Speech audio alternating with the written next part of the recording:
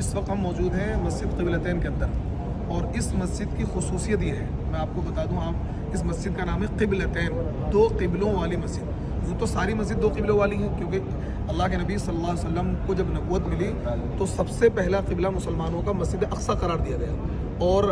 تاریخ میں آتا ہے، مفسرین نے یہ لکھا ہے کہ 17 مہینوں تک اللہ کے نبی صلی اللہ علیہ وسلم نے مسجد اقصی کی جانب رخ کر کے نماز پڑھی، لیکن یہاں کے جو یہودی تھے، کیونکہ مدینے کے اندر اللہ کے نبی جب تشریف لائے تھے یہودیوں کا دبدبہ تھا، دو قبیلے یہودیوں کے آباد تھے، بنو قینقاع اور بنو نذیر، اور مدینے کی اکنومی پر، مدینے کی مارکیٹس پر ان کا قبضہ تھا، اور مسجد اقصی کو قبلہ قرار اسی وجہ سے دیا گیا تھا تاکہ ان کے دل کچھ نرم ہو جائیں، جب یہ دیکھیں گے کہ مسلمانوں کا قبلہ بھی وہی ہے، ہمارا قبلہ بھی وہی ہے، تو ان کے دل نرم ہو جائیں گے اور اسلام کی جانب آ جائیں گے۔ لیکن ایسا نہیں ہوا، بلکہ انہوں نے نبی علیہ السلام کو، مسلمانوں کو طعنہ دینا شروع کر دیا کہ یہ تو ان کے پاس تو اپنا قبلہ بھی نہیں ہے، انہوں نے تو ہمارا قبلہ اختیار کیا ہوا ہے، ہمارے قبلے کی جانب رخ کر کے نماز پڑھتے ہیں،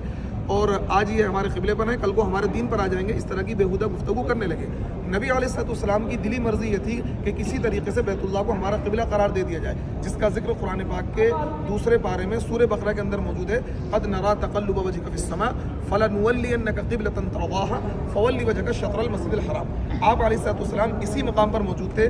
تاریخ میں آتا ہے کہ آپ کسی کی غالباً عیادت کے لیے آئے ہوئے تھے، 10 صحابہ آپ کے ساتھ موجود تھے، اور آپ علیہ السلام عصر کی نماز پڑھا رہے تھے۔ عصر کی نماز پڑھتے پڑھتے اس وقت نماز میں ادھر ادھر دیکھنا جائز تھا، اللہ کے نبی صلی اللہ علیہ وسلم آسمان کی جانب دیکھ رہے تھے اور اس بات کا انتظار کر رہے تھے، دل میں یہ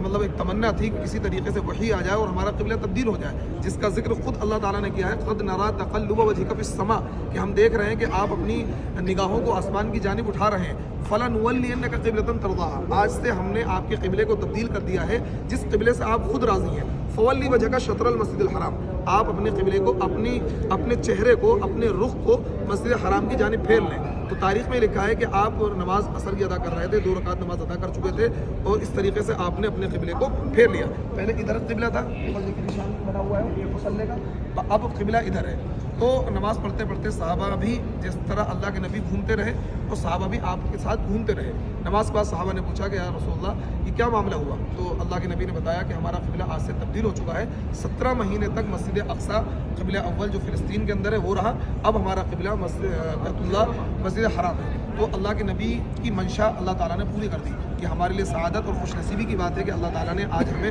اس مقام پر پہنچایا ہے۔ اللہ تعالیٰ سے ہم دعا کرتے ہیں کہ بار بار اللہ تعالیٰ ان مقامات کی حاضری ہمیں نصیب فرمائے۔ السلام علیکم۔